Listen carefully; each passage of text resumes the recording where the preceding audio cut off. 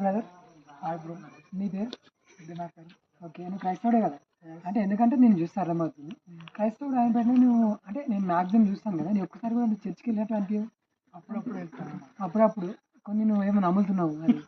అంటే మన శరీరం నీకు మామూలు చెప్తున్నాను నవ్వు కాదు, మన శరీరం మాట్లాడదు. ఓకే పర్లేదు. మన శరీరం దేవుని ఆలయం. దేవుని ఆలయంలో పెట్టున్నారు. ఆలయం దేవుని ఆలయం పరిశుద్ధంగా ఉండాలి. నీకు యవనస్తుడు సపోజ్ అలవాటు అయినొచ్చు కానీ బట్ తగ్గించాలి. దేవుని ఆలయంలో పాడు చేసిన వాడిని నేను పాడు చేస్తా అంటాను. నేను చెప్పే మాట కాదు, దేవుని చెప్పే మాట. ఇప్పుడు కానీ నువ్వు కంపెనీకి వెళ్తావు, సండే డిఫరెంట్గా హాలిడే ఉంటుంది అవునా? ఆ సండే కూడా నువ్వు సొంత పనికి యూజ్ చేసుకోవద్దు. 6 రోజులు పని చేసి 7వ రోజు విశ్రాంతి.